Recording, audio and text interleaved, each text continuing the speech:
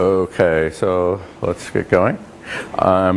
The first set of notes are out from what I understand this morning. I got emailed this morning.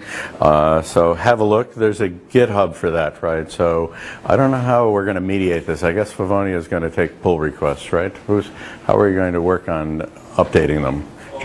Just the authors? Give me the ID, the GitHub account. Yeah. And I can add them as the collaborator. Yeah, okay, that'll be good. Yeah.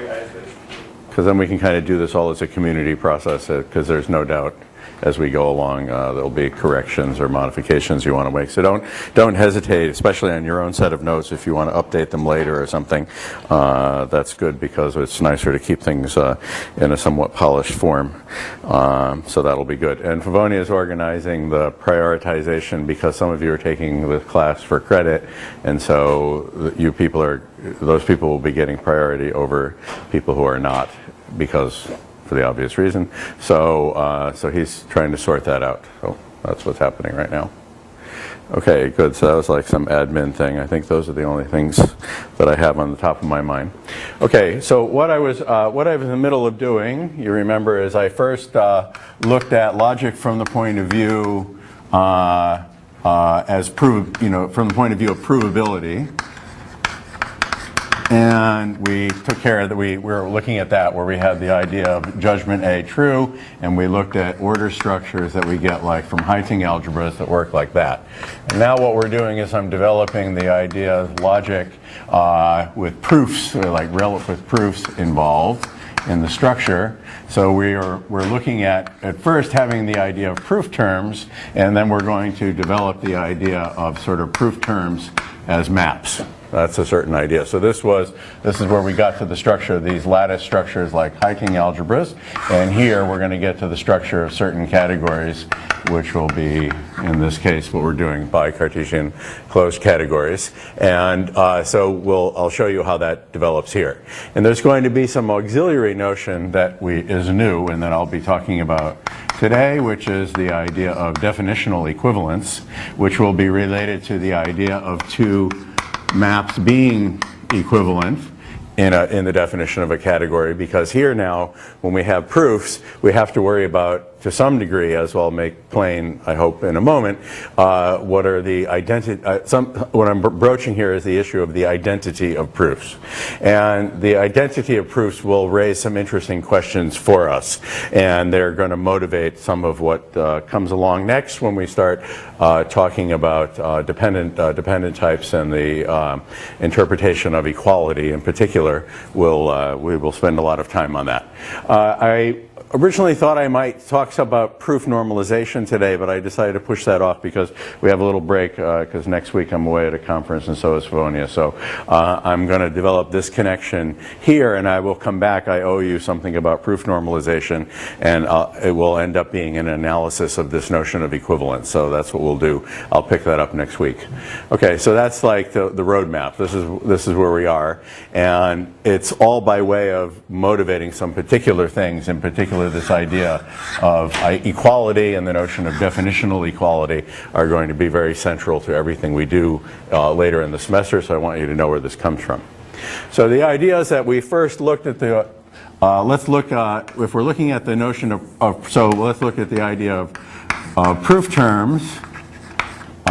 This will be our first thing, and what we're going to do is we're going, as I said at the very end last time, the first way we're going to look at this is we're going to think of it as labeling our hypotheses, because we're now interested not so much in whether A has a proof, but that M is a proof of A.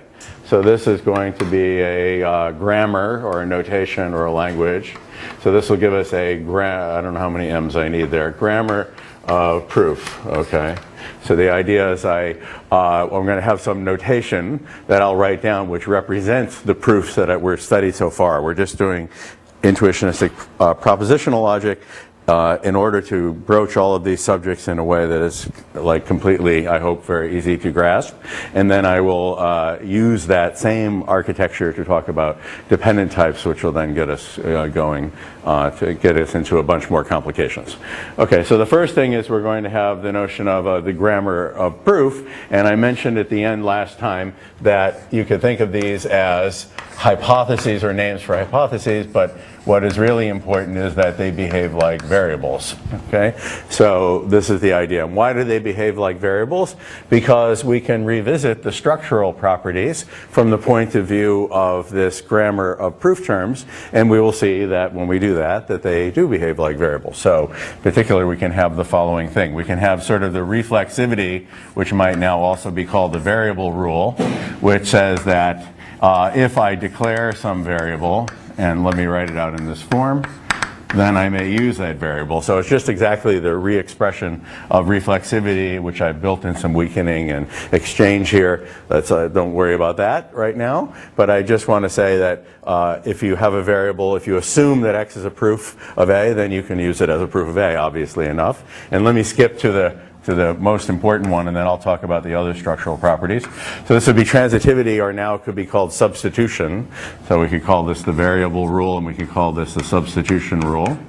Okay, either one. And it's just a matter of rephrasing it. So we can say something like this. For example, if I have a scenario of this form, and I also know that M is A, then I will know with gamma and gamma prime that I have this notion of substitution. M for xn is B. And this is going to be defined to be substitution. And so this is just what you learned in school, basically. Variables are unknowns, and you plug in, they're given meaning by substitution, and you plug them in. Now here's something you can go look it up. What is the definition of substitution? I'm not going to spend a lot of time on this, so you should, if you don't know anything about this, you should look this up, like in my book on programming languages, or any of 100 other sources, and get the definition of capture avoiding substitution. We'll get back to the issue of capture in a minute when I talk about binding operators. I'm not going to go into the details about that. So now there's looking at like weakening. What does weakening mean in this setting when it's spelled out with proof terms? Well, it simply says that one way to formulate it is if I know something like this, then on the basis of any other bunch of variables, I still know that fact. So I can introduce new variables that are apparently not needed because I was able to derive this judgment without these variables, and then I can just throw them in after the fact. And then there is contraction, which we talked about before. And contraction could be seen as, in fact, there are different ways of organizing these things. It could be seen as something like substitution, except that it's all about variables. So in particular, if I do this, if I have two variables, let's write n, b here. If I have two variables, x and y, both of the same type, or that is referring to unknown proofs of propositions A, so I'm foreshadowing what I'm going to say in a few minutes. So if we have two unknowns, x and y, but they're unknowns of this unknown proofs of the same proposition, then I can contract them, and I can just have one. I'll call it z here. And then what do I do? Well, what I'm going to do is, the reason I can contract them is that I'm allowed to replicate the variable for x and y in n and get myself a proof of B. So when spelled out with proof terms, it's sort of especially vivid, I would say, that you can see that the meaning of the contraction is I can do the replication of the variable. Okay, I can, or here it's a duplicate, I can do this replication of the variable. I can duplicate the variable like that. Okay, and then there is exchange. Oh, and exchange is very unpleasant to write, so I'm going to use it I'm going to use a little notation. So I can write it like that. And now if you'll let me do this, I'll write it like that. This is supposed to be, so pi is any permutation of whatever 1 to n, which is the 1 to the length of gamma, the numbers in there. Well, this is a little cheating, but anyway, you know exactly what I mean. What I want to do is a permutation of actually the variables x1 through xn. you permute all those bindings. Okay, that's the idea. That's actually not a very good way to write it. Oh hell. All right, now that I think about it, that's not a good way to write it. All right, let me write it this another way. All right. So you know what I'm going to write, but let me just do it properly, and then the idea is I can permute these things, so I can write. Oh, they don't have to be the same at all. B x a gamma prime. Oh, damn. All right, C. Now you know why I complain and I want to write that one down. Okay, good, because I invariably get it wrong. Okay, so the order doesn't matter. Okay, so that's the idea. So I just wanted to revisit. Those are what the structural properties would be with respect to when I write down the proof terms explicitly. So that's important. And now if I continue to write down those proof terms, then what I'm going to do is let's revisit the rules, like for example, for the various connectives. So let's look at how we'd rephrase logic in this setting. So one thing is, now I tend to write the gammas a lot. Remember we had the idea that truth was the trivially true proposition. So I need a notation for the proof that it's trivially true. So I'm going to write it like that for reasons that will become clear in a minute. You already know, I think, many of you, but I'll just play along. Okay, so that will be the notation that I have for right now. I want to say that's the notation for the trivial proof of truth. It's the null tuple, or empty brackets. And now, what did we do before? Oh yes, so if we had conjunction introduction now, what do we do? So we say if M is a proof of A and N is a proof of B, all I'm doing is transcribing what I said before.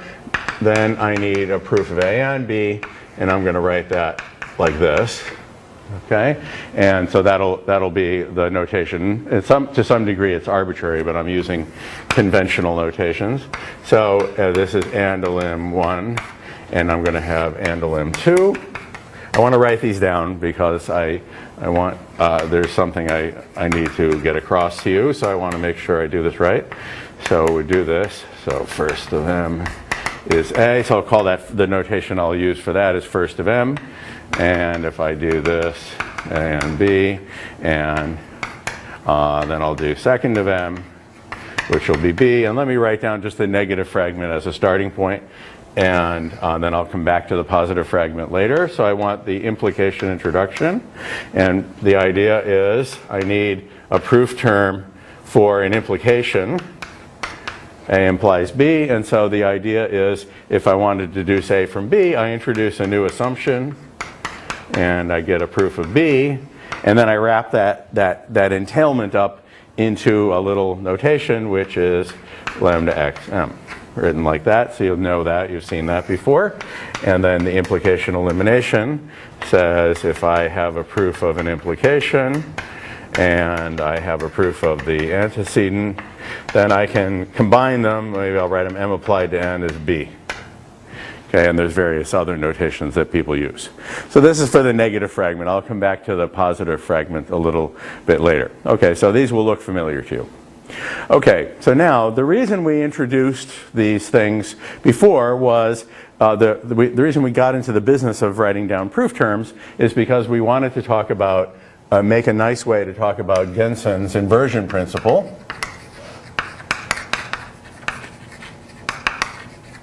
And that was all by way of, well, two things. Remember, the idea was, well, many things to be said here. The idea was that elim is post-inverse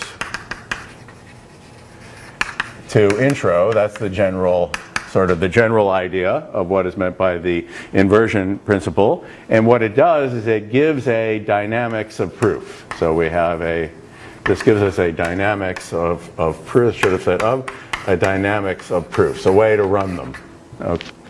Okay, that's what we're going to do. So I'm going to explain that using this notion of definitional equivalence. So that's why I'm using that. So we get a dynamics of proofs. And then a little bit later, we're going to use that, the inversion principle, we're going to characterize definitional equivalence classes in a certain way so that we're able to prove later, we'll use this as the basis for proving, for example, for doing proof theory. So for example, proving the disjunction property, which I mentioned before, which implies that the law of the excluded middle is not always valid. not always valid or not always derivable. That's what we were talking about last time. So I was saying I wanted to draw the distinction between it not being always derivable from it being refutable. We talked about that. Okay, but we left open a proof that you can't really derive the law of the excluded middle. So we were going to do that by proving the disjunction property, and for that I'll need an analysis of this thing. So the way I'm going to phrase the inversion principle is through the concept of what is called definitional equality. And if you haven't studied constructive type theory or related topics before, then maybe you've never heard of definitional equality as a concept in and of itself, because in traditional formalisms like first order logic, predicate calculus, or in pencil and paper notations that people use, no one ever draws a distinction between what I will eventually call propositional equality and definitional equality. That is, that's what is going on here. So there's an important thing that comes up that's related to the computational meanings of proofs and the dynamics that I'm explaining here. So we could look at this. This is where we get computation from. Okay. So my view in all of this is that computation comes from Gensen's inversion principle. That's the core origin of computation. So that's what I'm doing. And so definitional equality is central to explaining that. With things like first order logic or other such axiomatic theories, you don't have any dynamics at all. And then this kind of issue can get swept under the rug to a certain degree. But as we're going to see by the end of this lecture, there are some subtleties about equality, and I'm going to start bringing those out because those are what motivates a lot of what will follow. Okay, so let's do this. So what do I mean by definitional equality? Well, it's hard to give a definition of it's easy for me to give you a formal definition of definitional equality in a particular logic, like the negative fragment intuitionist propositional logic. I will give you an inductive definition. There will be no question about what I'm defining. But it's not so easy to say, like for an arbitrary logic, what exactly should definitional equality be? And so that's, I'll come back to that topic a little bit later. Right now, though, I'm just going to give it as a definition. So basically what I'm going to do is I'm going to end up saying it's the least congruence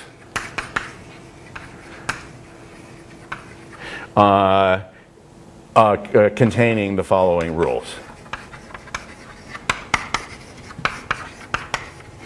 You know, closed under, what I mean by closed under, you could say closed under the following rules, okay? That is, the following rules are valid. What do I mean by least congruence? What I mean is it's an equivalence relation, so it's reflexive and symmetric and transitive, and it's compatible with everything. And what do I mean by it's compatible with everything? Well, before I get down to the rules, which are going to follow, what do I mean by compatible is what I mean by is the following kind of thing.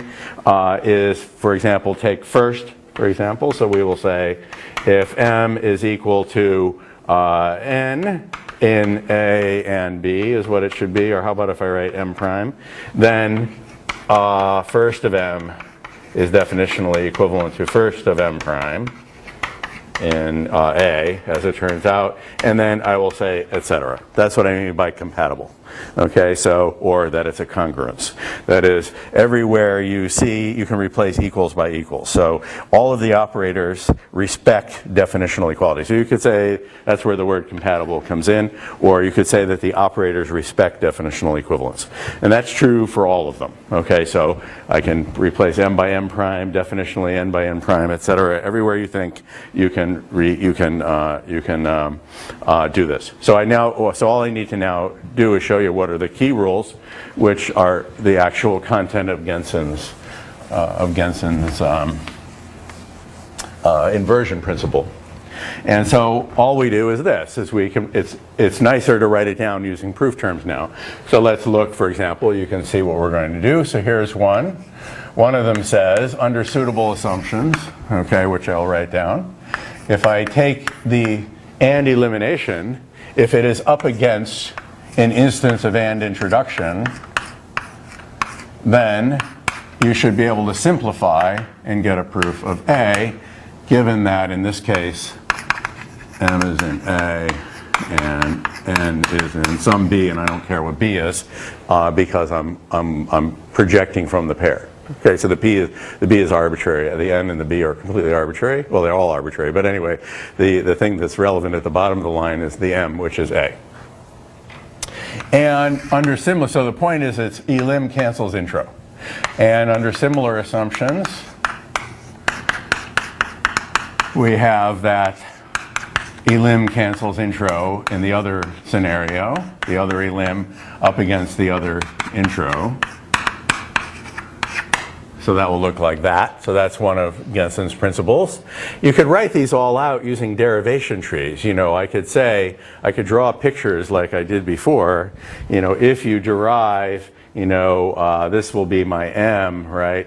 And this is A, and I derive N, which is B, and then I put them together and I get A and B, or the pair A and B, and then I do first of that. Okay, this is what it would be in a picture. Then I can say that is somehow, by Genson's principle, turned into this derivation M of A. You can do it like that. That's what Genson originally did. That's the way the notation, you will see it in older sources, like going back to the 30s or 40s. But this is a little more, you know, nicer to write it down in that form. But that's what I'm doing. I'm just saying if you did an introduction followed by elimination, well, the whole thing's kind of ridiculous because you could just cancel out all this junk over here and just use that, and you didn't need to go through all this extra trouble. Now you might wonder, how could that be interesting? Well, the reason it's interesting is in conjunction with, like you might say, yeah, this is a perfectly reasonable simplification, but how idiotic can you get? I mean, why would you ever have written this down to begin with? Okay? It's like that's what you would think. Well, you might think that, except until you realize that there is the structural property of substitution. And so the point is, I might have written down a proof here, M, which is as pretty indirect as you possibly could be. I will give a definition of that later. I will say it's a canonical proof of A. So we'll just use that word. So let's say M is canonical. It doesn't have any of this nonsense in it, okay? And N is canonical. It doesn't have any nonsense in it. When you plug M in for N, you could very well have nonsense in it. Because why? Because you could have the N in question could be X applied to some P. Oh, well, we're going to get there in a minute. Well, let's try it differently. It could be first of X, so that I can use this as an example. And then M is as nice as possible, could be the pair Mn, and it's as nice as possible. But now when I substitute, then I will end up with first of the pair Mn, and now I have to simplify. So it's not idiotic, okay, that you would put in these simplifications, because when you're doing as soon as you do substitution, then you can take canonical things, and when you substitute them in, it's by no means canonical. That has an indirection in it. So I can get rid of all these indirections. So that's why I care about getting rid of all those indirections. Okay, that's why it's not like just a dumb thing. Okay, and so that's good. So think of it like any program you've ever written in any programming language, right? Whatever the programming language is, in some form or another, no matter how it's said, there's a variable representing the input. Okay, you write down the program does not run. Okay, your C program has main, has argv and argc in it. Okay, those are some variables. There's nothing to do. Main is just main. Okay, now you plug in two strings for argc and argv, and now you can run it. Okay, so the dynamics applies. So the proof simplification applies. So it's the same. Okay, there's no difference. Okay, so that's what's going on. So that's why these are not like completely like silly. Okay, even though when looked at in isolation they look silly. Okay, this is what we do. So that's the first intro in elim. With truth, there's no elim, so there's no reduction rule is possible. And the other thing I have to do is implication, because I'm only doing the negative fragment right now. And so what I have to do is this is under suitable assumptions. If you prove an implication by a deduction of B from A, and you then turn right around and apply that to a proof of A, this is my lemma, then I can simplify that by just replicating in here and writing B. Okay? So in compiler jargon, this is called inlining. Okay? And if you weren't worried about the practicalities of, you know, writing down proofs, you could, in principle, inline all the lemmas, right? We don't ever need the lemmas. We can always reprove them every time we need them, even if we appeal to them twice. Well, you just prove it again. And so what this is doing is saying to do that. Okay? In principle, of course, that's possible. In practice, it would be unbelievably unbearable, but I'm not, okay, that's true, but anyway. Okay, so this would be, again, the cancellation principle of the elimination is post-inverse to the introduction, because this is the outermost form is an application, and the thing it's being applied to is a introductory form. So we get that cancellation. So for the negative fragment, that's what we have. That's the notion of definitional equivalence. So this gives us a notion of computation because we can compute by calculation with closed terms.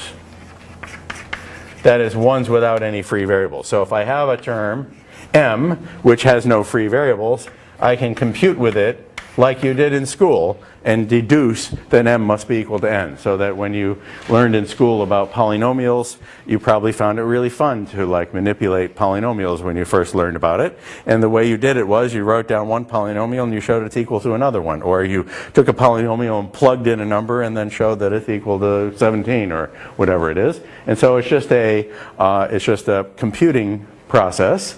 You wouldn't be sitting in this chair if you didn't enjoy that. So you must have enjoyed that back when you did that when you were a kid. So this is what's going on. It's like computing by calculation. Okay, so that's the story for the negative the negative fragment. Okay, and I want to say something about the positive fragment. But before I do that, in order to I thought it might be better if I interweave a discussion that I want to do here. I want to say now that we've developed at this point our first type theory. Okay, and I'm going to explain why do I say this is a type theory and where did this notation come from, and I'll come back to the positive fragment in a minute. Where did this notation come from? Well, it's based on the following idea. Once I have written down what the proof terms are, so we've got them on this board, and once I've imposed, there's one other thing I need to discuss before I say what I was about to say. I've imposed this kind of dynamic, so that's the Genson's inversion principle. Sorry, I lost my thread. So I want to mention one other thing, and then I can say what I was going to say. Sorry about that. Let me hold that beginning remark in abeyance. Which are another thing, which are called, these are also studied by Genson, which were Genson's the unicity principles.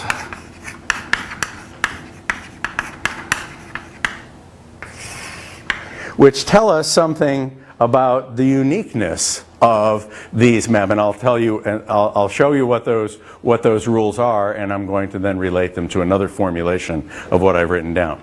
So the idea of the uniqueness principles is, one way to say it is the other way around. One way to think about it is, let me just check for myself what I've got here. Okay, I'll get back to that.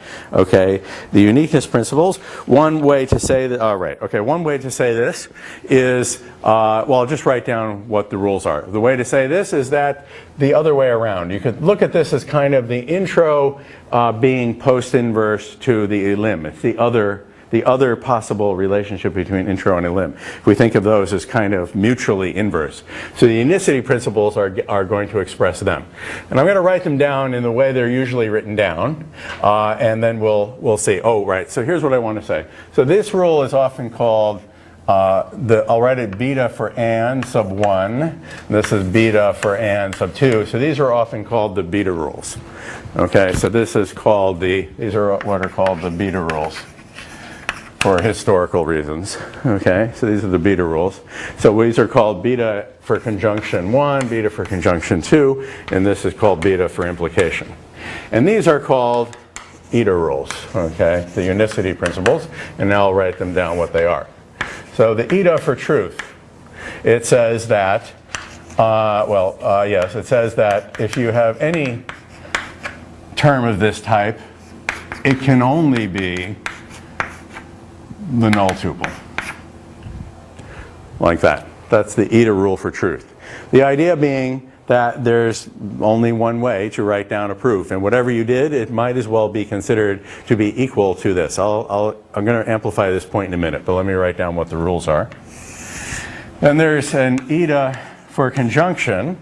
And it says, if you give me anything, any proof at all of A and B, it can be thought of as having the form of a pair. Okay? That is, it can be put into canonical form, or the introductory form can be put into introductory form by saying that M must be equal to some pair. And what pair would that be? Well, it has the flavor of now intro being post-inverse to elim, which I'll say is the pair first of M and second of M.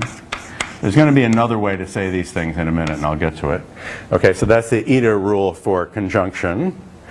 And then there's the eta rule for implication, which says that if M is if M is a proof of an implication, it can always be put into standard form definitionally by saying it's equal to lambda x mx in A arrow B. A implies B. And this should have said in A and B. Okay, written like that. That was the eta for wedge, for conjunction. Okay, those are the unicity principles. Okay, good. The premise of the first one, should that be true on top? Did I make a mistake? What? It's just the top instead of. Truth, yeah. And on top, though, the premise. The premise of that rule. Oh, yeah. Yeah, right, sorry. I got discombobulated. Okay, yeah. Yeah, clearly.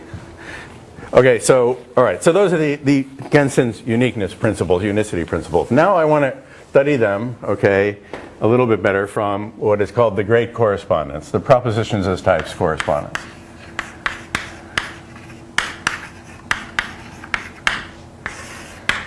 So the idea is this, is that there's a reason I've chosen all this notation, which I'm going to explain in a minute using the terminology of category theory. So that's what I'm going to do.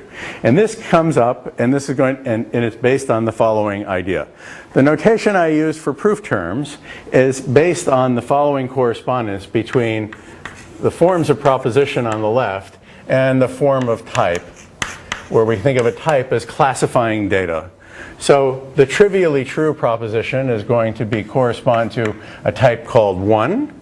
The conjunction is going to correspond to what is called their Cartesian product. So these are both products. So these are the finite products when taken together. This should sound familiar because when we looked at the Heiting algebras, we had finite meets. So we'll write that. When we have implication, that will correspond to the function space, which is also known as the exponential, e to the a, written like that. And then I'm going to amplify. I need to write other things down in order to get to this part, but I thought I'd give you a break and work in this in the middle. If I'm going to end up with falsehood corresponding to 0, which is sometimes, this is called, by the way, this is usually called a terminal or final object. This is a product. This is called an initial object, and I'll explain what that is. And then we will have the disjunction corresponds to the coproduct. And so this is the coproduct, so we get finite coproducts with exponentials. So that's the description we have so far. So on the Heiting algebra side, this corresponded to meets that we had when we weren't concerned with proofs, but only with provability. And these were the joins, so that's our lattice structure, because there's always going to be an entailment, and I'll explain that in a minute, and this corresponded to the exponential. Okay, so that's the picture we have. So what I'm really going to be doing, what I'm going to do next, is I'm going to generalize the story about the algebraic interpretation by considering proof terms to be maps. And that's the idea. Okay. So this is the great correspondence, and the correspondence is not merely based on, they kind of look the same, or that I, deftly chose notation to make it look good. I want to say that the inversion principles and the unicity principles together will make a very precise correspondence by looking at their structure from the point of view of a category. So what I want to do is want to have the notion of a category, which we can think of as a general, one way to think about it, there are many ways to think about a category. One way is to think about it as a kind of generalized preorder, that's a weird way to say it. Or you could say, in the sense that it's a preorder You can say it's a preorder with evidence. Okay, this idea of a something with evidence is going to come up again when we talk about groupoids a little bit later. So we'll get to that. So it's the idea of a preorder with evidence. So your first cut would be, if you think about it, whereas in a Heyting algebra we have just that A entails B, or A is less than or equal to B. Now we're going to have a reason why that A is less than or equal to B. And that's going to be the form of evidence, and that is typically written not less than, because the less than is a proposition that either holds or doesn't. You think of it as not having evidence. So if you want to look at the evidence, then we think of it as a map, that M is a map from A to B. Okay? So this is the idea. So we have as a primitive the notion of a map from A to B. I'll write it as M as well. And that there are some particular closure conditions. So you remember that before we even talked about meets and joins, we needed to have, well, at least a preorder or maybe a partial order, okay, depending on the exact definition of what you take as a Heyting algebra. And that distinction is connected with the principle of univalence we're going to talk about later. Because the difference between a preorder and a partial order is with a partial order, you say, well, if I have maps in both directions, then we'll consider them to be equal. This is an instance of univalence, actually, which is something that's one of the axioms of homotopy type theory, as I mentioned to you before. You're identifying things that are related in some symmetric manner. I'll get back to that a little bit later. So over here, what the idea of a preorder is that we have reflexivity, that there's maps, the identity goes from A to A, and transitivity, okay, which says if I'm going to do G after F, so that's going to go from A to C, if what? G goes from A to B, F wants to go from A to B, excuse me. G goes from B to C, and F wants to go from A to B. So you do G after F. You do F, which goes from A to B, and G from B to C. Then we get G composed with F, which looks like that. So that's the analog of the preorder structure. The preorder structure is the existence of identities and compositions. But just like we had equality over here for proof terms, these have to satisfy some coherence conditions. And what are these coherence conditions? Coherences are going to cause us a lot of grief, actually, a little later. Okay, so that's why I want to broach the subject. What are the coherence conditions? They are the following. These are very simple. There are the unit laws that says if I do the appropriate identity after F, that's the same as F at whatever type it's supposed to be. Okay, there's some A arrow B. Okay, A arrow B, so this would be identity of B. And F after identity of A wants to be F, which is also from A arrow B. So these are written like that. And then we need associativity, which says that if we have GH, that should be the same as FGH at the appropriate type, like some A arrow D or something. Okay, I have to write that what down as the appropriate type. I'm going to say something about that in a minute. In fact, I can draw a picture for you. I think I'll draw a picture here. So we have the unit laws and we have associativity. Did I miss anything? Is there supposed to be another law, Ed? Am I missing anything? Those are the laws I need, right? Okay, yep. Okay, sometimes, yeah, no, with the groupoid I have additional structure, okay? So the one that's interesting to look at is the associativity, because I can draw a picture. So we have this situation like this, okay? So we do H, G, F, right? Like that. That's the setup we have. We're doing G after H, and then we're doing F after that. So we have a picture that looks like that, right? So we have three things. And the idea is that because I have a binary composition, I can think of this as, so this is G, F after G, goes along here. And what goes along here is G after H, right? Okay, goes along here. So now I have this guy, which is, this is F after G after H, if I said it right. And then this guy is the other association, F after G after H. Okay, written like that. Okay, so that's the the picture of what's going on with this equation, if you write out these pictures. So there would be some like A, B, C, and D in here. That's what we're doing. And so what is being said by this law is that this path from A to D and this path from A to D should be the same. Okay, that's what's being said. The question is, what does it mean to be the same? And the entire rest of the semester is going to be spent on saying what it means to be the same. So to foreshadow, just to whet your appetite, because I realize I'm maybe taxing your patience by giving you a lot of groundwork before I get to the real stuff. I have reasons for doing that. Let me whet your appetite of what comes in the future. What's going to happen is we can think of this as this picture as representing, as I use the words, two paths from A to D. And one way to think about this is to say they're equal is you can just say, well, you know, they're equal. Like, what do you mean equal? Equal is the diagonal relation. There's nothing to say. Those should be the same map. Well, it's not so obvious, actually, that that's the right criterion. But here's a way of picturing that's not so obvious that that's clear what that means. So one way to picture it is to say that if you suppress what's in the middle here, what I'm saying is that this can be thought of as a cell, which says that I have this boundary that says I have this path that goes from here, I have this path that goes from here, and I'm asking that this be sort of deformable into that, or that there's a surface, you could think of it, there are many ways of depicting it, that connects this edge to this edge so that they are the same by virtue of the fact that there is this information.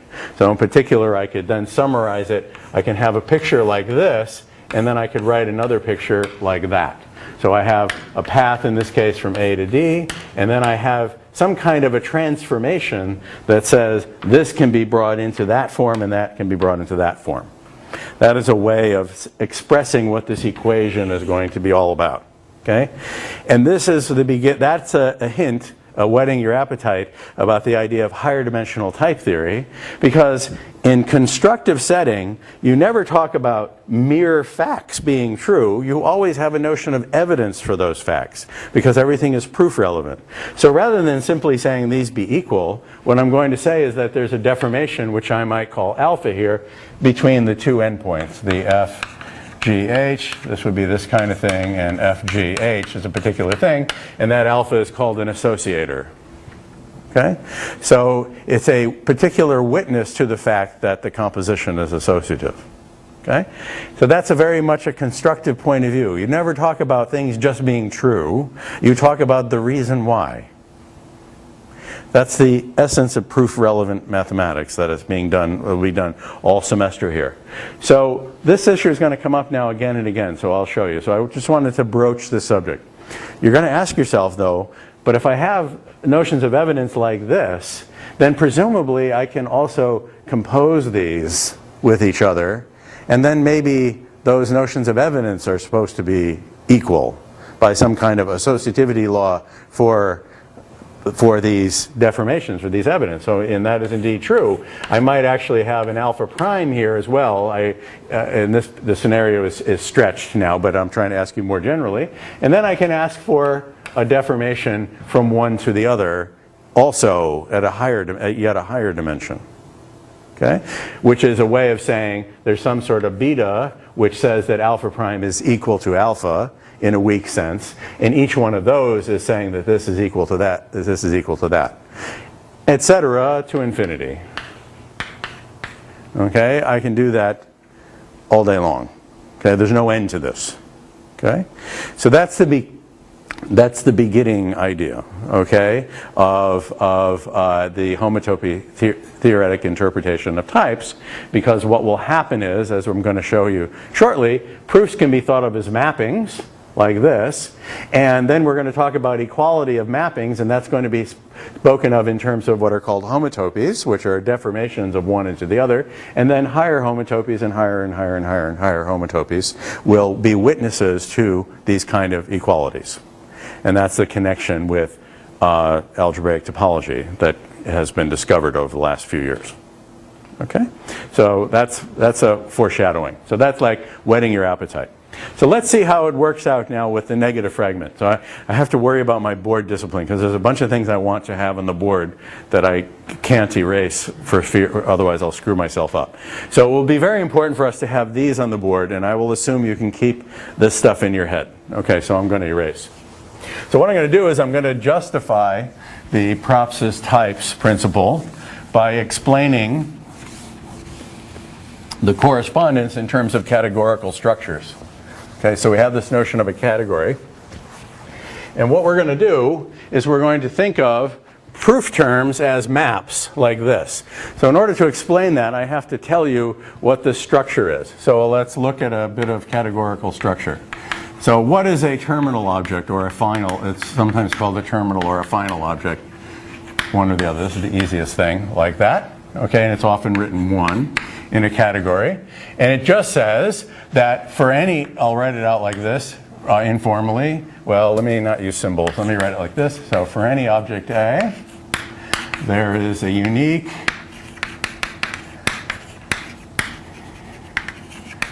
map, which is written like this, from A into 1. Okay, different people have different notation for that. So in order to motivate everything, I want to be really clear about what is being said when I make statements like this. So first of all, what it tells us is that there is a map from A to 1. That's the first thing it tells us. Okay, so we'll write it like that. So there's, let me just, in this line, I'll just say there's a unique map from A to 1. Let's write it like that. Let's give it a name. So the first thing is we'll give it a name. That's A to 1. That's the null tuple. And the second thing is we say if you give me any other map from A to 1, then it's equal to the designated canonical one that I just wrote down. So that's what for any A that you choose. Okay, so there exists the unique. And if you want, I could call that object gamma, and it would start to look pretty familiar. Okay, if I use the letter gamma here instead of the letter A, and then I would realize that that's just notation for gamma proof null tuple colon 1, and by the propositions as types identification, that's truth. So that's where this is going. Okay, so that's what you should feel. I'll just write down A, but you should think of the A in question as being your gamma. So that's what the notion of a terminal object or a final object in a category is. Okay, so immediately we see, right, this is the eta rule. This corresponds to the eta rule for truth under the identification of truth with 1. That is the idea that truth is a terminal object. So when I've written down logic together with these reduction and unicity principles, inversion and unicity principles, they're going to be enough to give me corresponding structures in a category. So let's look at the next one. So this is the part that corresponds to meets. This corresponds, by the way, to having a greatest element, okay, in a lattice. Because in an order theoretic sense, you don't have any interesting evidence, and you're just saying over here, A is less than or equal to 1.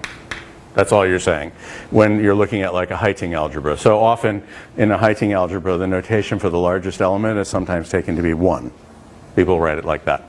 Okay, so it's written like that. So that's supposed to be a 1, not a bottom.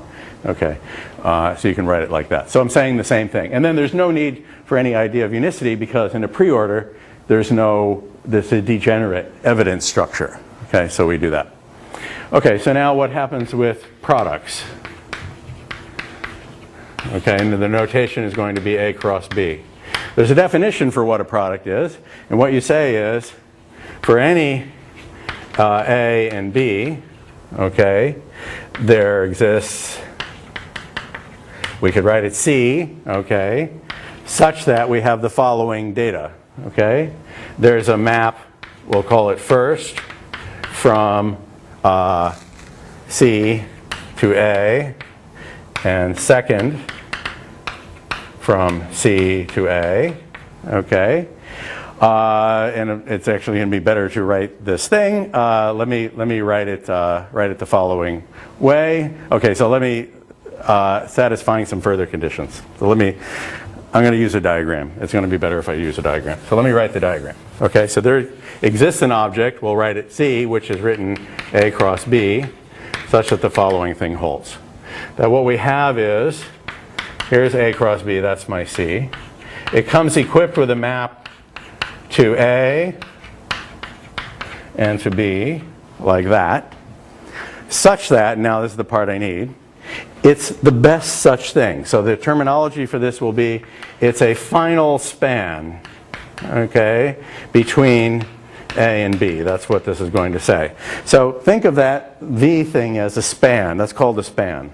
A span between A and B is an object with maps that go from A to B. And I want it to be a final span. And what that means is, if you give me any other, let's call this P and Q, and I'll call them M and N, okay, and I'll call C up here. So let's write that. Oh, I shouldn't have called it C then because I called that guy C. Let's call it D. Okay, M and N, which is written from here to here. If you give me any other span, there exists a unique mediating map like that, that, as they say, makes the diagram commute. That is, this cell holds, this cell holds. That is, all right, so let's write that all out, okay? So writing it all out, now I'll write what I started to write. You have a map from A cross B to A. You have a map from A cross B to B. Okay. Now, you have another thing that says, if you give me M, which goes from D to A, and you give me N, which goes from D to B, so you give me another span, okay, then there exists a unique thing which makes this diagram commute.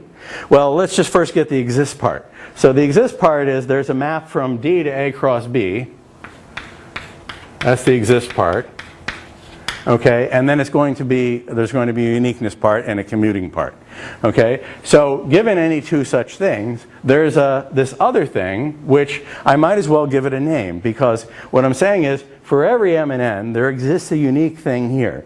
So there's you could say it's a choice principle, but it's really a kind of just quantifier rotation. It's not like an axiom of choice kind of thing. If I know it exists uniquely for any M and N, then there's a function underlying that takes M and N and turns it into that map. And so the function in question is the pair Mn.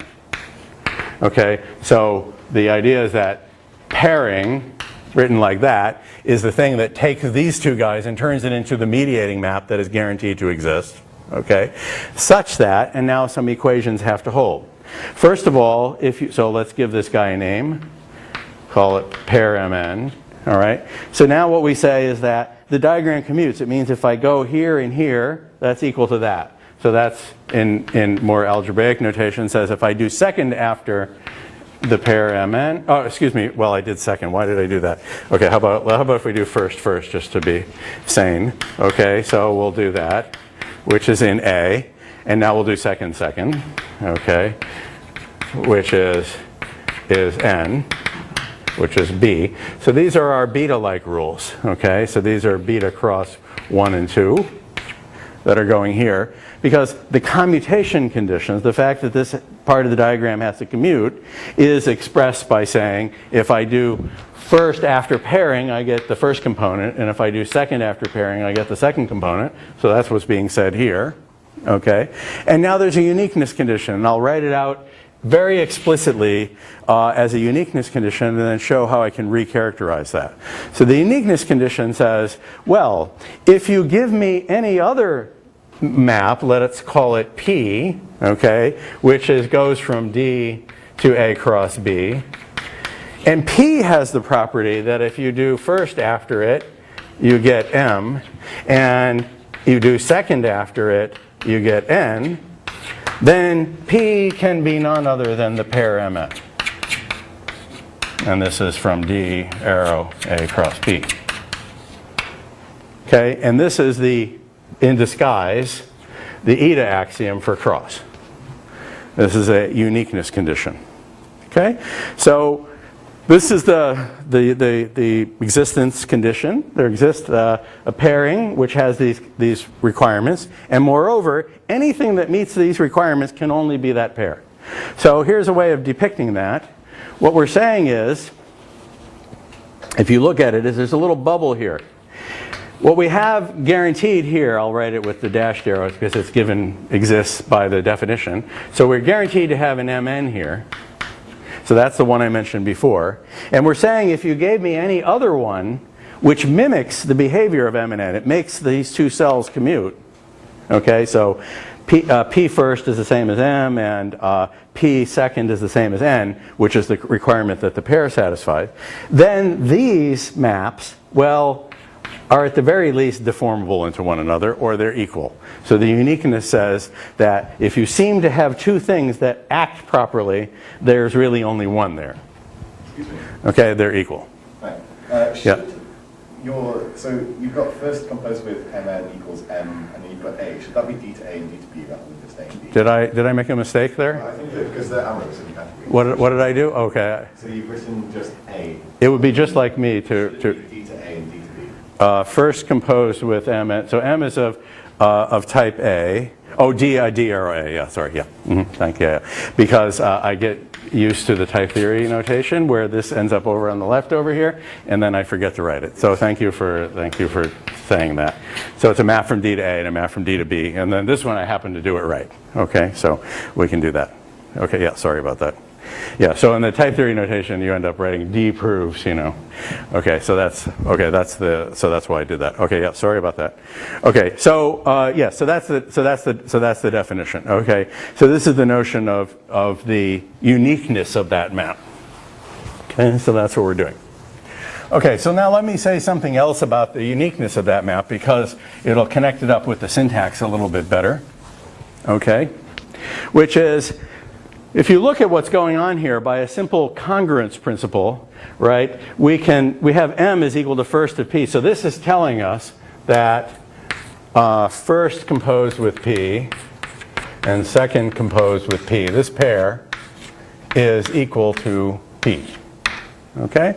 That's what we're saying here. Because M and N are respectively first to P and second to P. So let's write them in. So I get first composed with P and second composed with P, and that is going to be equal to P. Okay, that's what this equation is saying. So that is very now similar to the condition, oops, I'm pointing to the wrong one, this one, to this condition written over here. Okay, that is the way to see that. So we're writing it out. Another consequence is another thing that we can get out of this is the following idea. We can write this as saying the pair first second, like this, is equal to the identity. And we can get that if we take M and N and I compose that with P, then I can say that that is M composed with P and N composed with P. And those two things are enough. Because, right, now if I take, the idea is that I can take first to P composed with second to P by this equation, right to left, pull the P out, and then turn this into the identity, and then I'll get identity composed with P, which is P.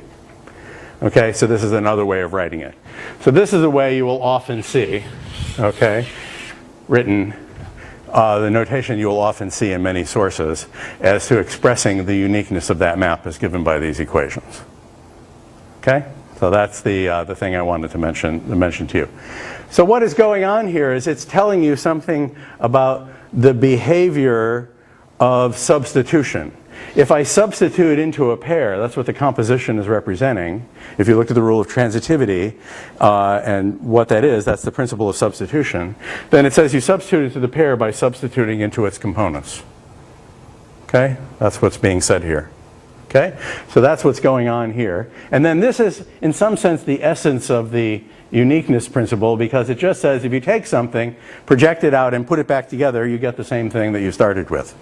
If I take, so you can spell that one out by saying, well, it's what this says, like that. But it's essentially just saying that in the most general sort of way possible. This would be a map from A cross B to A cross B. If I tear a pair apart and put it back together, it's the identity. Okay? That's what's going on. Okay, so my point is that this is like really saying as plainly as possible the uniqueness condition. If you give me any other one that behaves this way, it's the only one. But if you mess about with it a little bit, you can write it in a simple form like here, and then it looks exactly like the eta condition that Gensen wrote down. So there's a remarkable confluence of ideas here because these were developed quite independently, and it took Lavier in the 1960s to really notice the exact connections that I'm describing now. Lavier and Lambeck to develop these ideas. Okay, so that's the and then the exponential part. Okay, so now there's a notion of an exponential. So now I always have a board discipline problem. I want to leave those up, so I'm going to have to erase here.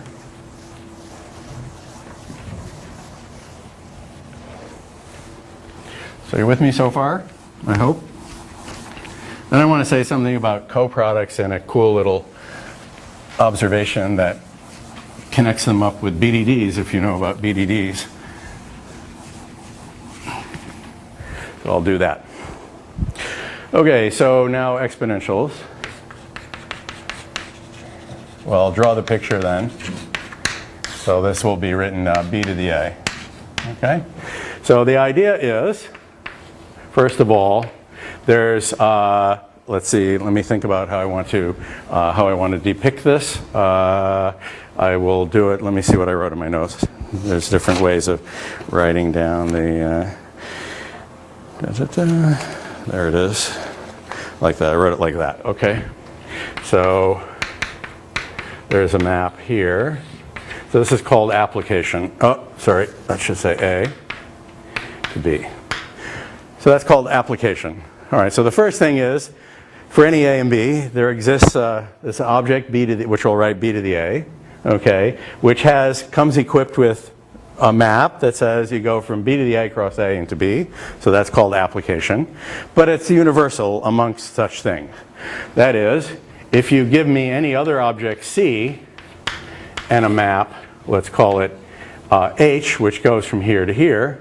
So if you give me this scenario, so one way to think about this is that one way to think about this is that something that's kind of behaving like a function, that when I conjoin it with or pair it with A, there's a map that turns that guy into a B. There's a transformation that says if you curry this, that's what I'm really expressing is what currying is if you curry this, it says given C, it can turn it into an A to B. If H is such a thing, then it's going to factor through this guy, which means that there exists a unique map here, which is written lambda of H, which goes from B to the A, such that, and now there's a notation that people use here, it's usually written lambda of H cross the identity, which at A, which is just notation for lambda of H composed with first, and the identity composed with second, which is just second.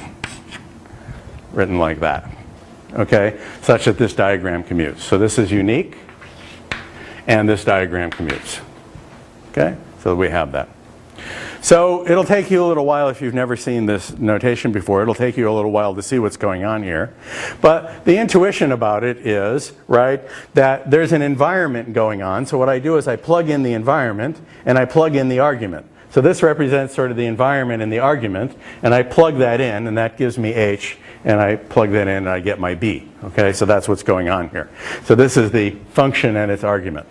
Okay, so that's what is being expressed here. This is application. It's like that. So if you then write that out in syntax, okay, what we're saying is the following thing. We're saying that, well, first of all, this diagram commutes. So we can say lambda of H cross the identity, okay, app composed with that, which is app after the pair lambda H after first and second, if I do that right, we're saying that this is equal to H. So that's the first requirement. Okay, that's the commuting requirement. And then the unicity requirement says, if you give me, am I doing this right? Yeah. Okay. And then right, and then it says, if you give me anything else that behaves like that, so if you give me app with, I don't know, since I was calling that H, let's call this G.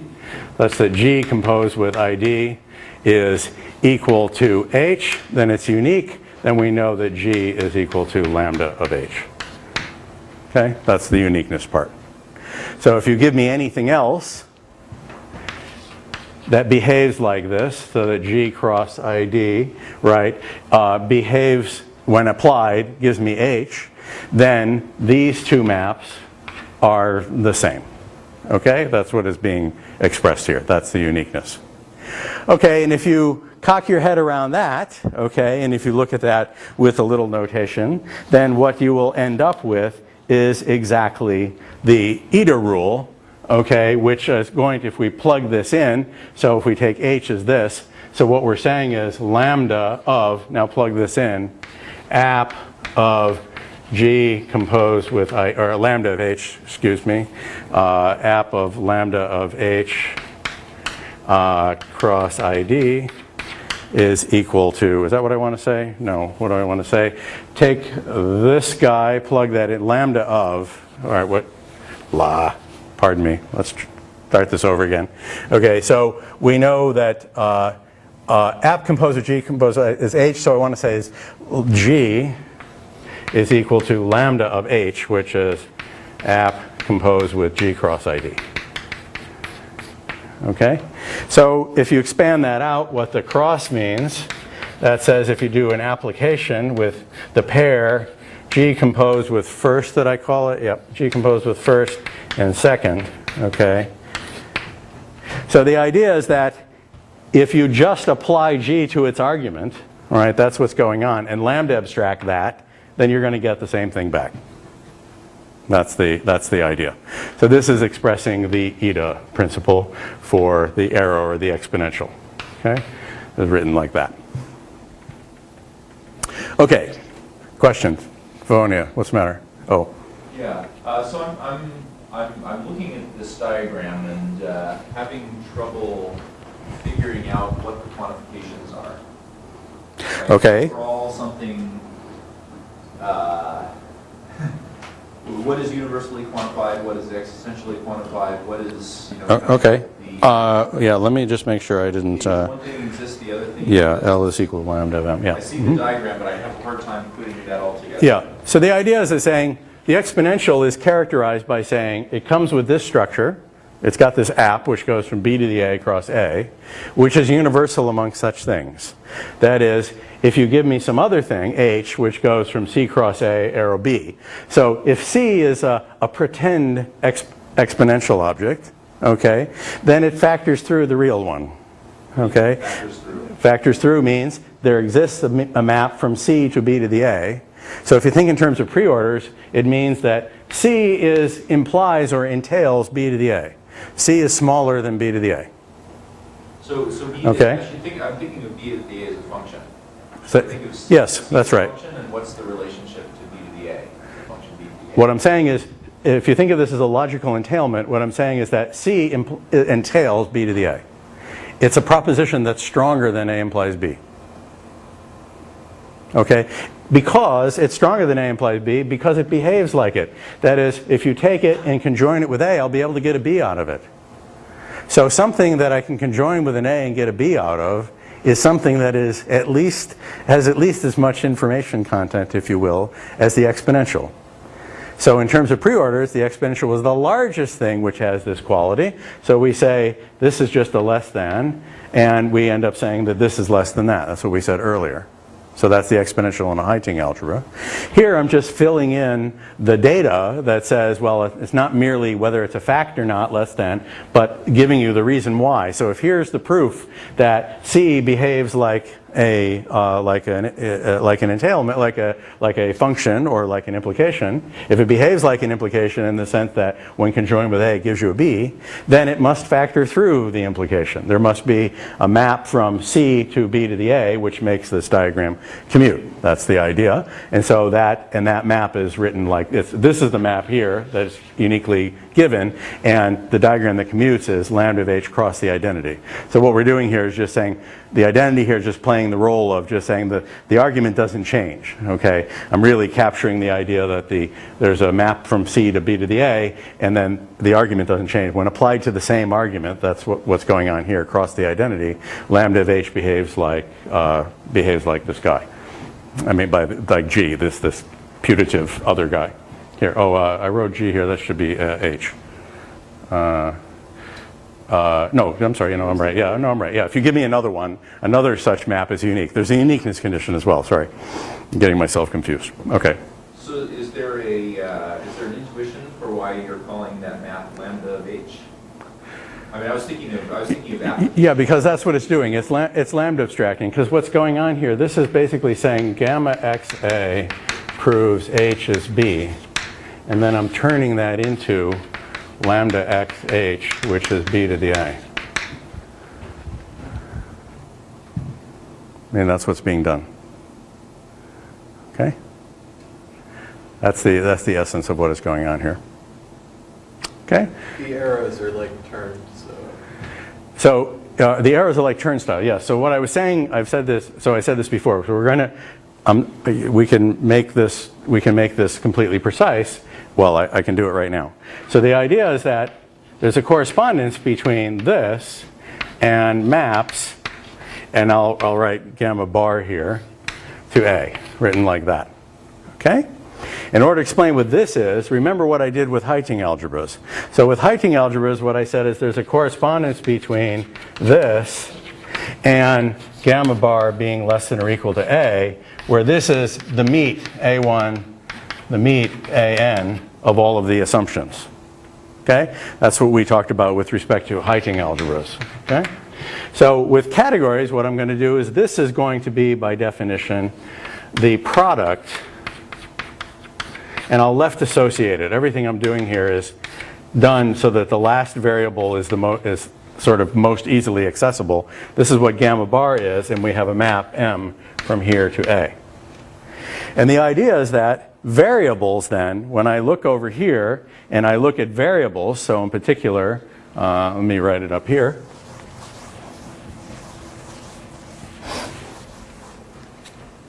What are the variables? Well, if I look at the last variable, so I have xa, xa by reflexivity, that corresponds to gamma cross A goes by second to A.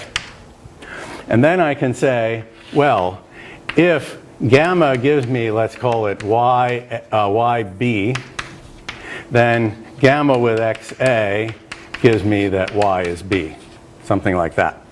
So you can think of this as look up y inside of gamma and find out that it's b. I'm going past the x here. So what I'm doing is I'm basically saying I'm going to do a composition. What I say is that if you can find a variable, which is, let's call it a path p, which goes from gamma to b, then by composition I can put on a and I can do p after first to give me b. I take the first thing, so that goes to gamma, and then I do p after that to get me to b, and that's the composition.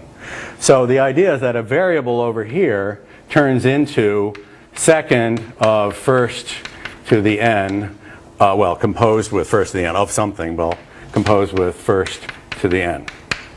So you do a bunch of firsts to put her down to get it, and then second to get the guy. And these are called the Brown indices. Okay? So these are called the Brown indices. That's the notion, because de Brown introduced them, or the name-free form. Because the idea is that instead of having, so if I have x1 through a1, xn through an, gives me, xi is in a, that's the named form. I can refer to it directly. In the Brown form, what I would say is I have a1, a2, cross, cross, an, tells me that, well, now I have to do second. Well, and if we think of that as having one variable, just call it x, which is the environment, then I'm doing second of first of first as many times as necessary of the environment, x. Okay? And so that is just the number I, the de Bruijn index I. If this is the I, if we're looking at the ith variable, we want to get the ith variable here, and I do I compositions here, where I probably have an off by 1 error here somewhere. Maybe these should be 0 to n minus 1 to make it all work. But anyway, the idea is that you quitter down this product to project out the variable that you need. And the number is all you need to know. Okay? So the number I, so every variable can be represented. You don't really need the names mathematically. You can just say, instead of having this guy, what I do is I just say, oh, this says the de Bruijn index I is of type A sub I. And then you suppress the variables entirely. It should be numbered from right to left instead of right to left. Yeah, maybe I should have numbered them the other way around. Yeah, okay, sorry. N minus 1 down to 1. Okay, yeah, sorry. Yeah, that's what I should have done. Okay. I knew I was going to get something like that wrong. Okay, note takers, this is what you have to fix up. Okay, sorry about that. Okay, write it like that. And then the ith thing, the first variable, second variable, etc., is obtained by taking enough first projections and then the second projection, and that's the guy. Okay, that's how you do it. So that's the notion of de Bruijn index. And that arises out of the categorical structure. And it matches up exactly with the interpretation I gave you earlier of a Heyting algebra in terms of you take the meets of all the assumptions and show that it's less than or equal to the conclusion. That's the relationship between entailment and the preorder structure in the algebra. Well, here the relationship between the proofs and the maps is mediated by this interpretation of variables, and then the proof theoretic syntax is mimicking the syntax of the category, of the structure of the category. So we have products, finite products and exponentials, okay, written like that. Okay, so that is the correspondence. So what I want to do next time, I thought I would get to it today, but I didn't. What I'll do next time is I'll just look at the positive fragment, so I'll add in sums. So that gives us coproducts. And the uniqueness principle will turn out to be a generalization of what is called the Shannon expansion. If any of you have studied BDDs, binary decision diagrams, which are used in Booleans, in the two-element Boolean algebras. Okay, it turns out have a complete generalization, which is expressed as the uniqueness condition of case analysis, and that will be generalized the notion of the Shannon expansion, which arises in BDDs, binary decision diagrams, if you know about those. Okay, so BDDs are specific to the two-point Boolean algebra, the one that you learned in school, but it turns out the concept is much more general than that. Okay, and so I will show that next time. Okay, so that's where we are. If you want, to look at the background on this, you can look at the best source I know is Steve Audi's book called Category Theory. That's the most accessible thing. It's called Category Theory, and it's a book actually that's about category theory, surprisingly enough. And it develops all of this connection, the connection between logic and categories in the way I was describing. So I'm not going to spend a huge amount of time in that. I could spend the whole semester doing this in detail. So I was kind of assuming you've seen this sort of thing before, but maybe not. Okay, so, all right, so that's the message. So the message is, at least in conjunction with the unicity principles, and I'm going to look at the status of these things in detail later, because whether these should be definitional equalities is a question, okay, that will come up. We'll talk about that later. But at least as a first cut, the inversion principles and the unicity principles give rise to show that the propositions, together with their proofs, taken modulo this equivalence that I'm defining, has the behavior of products and exponentials in a category.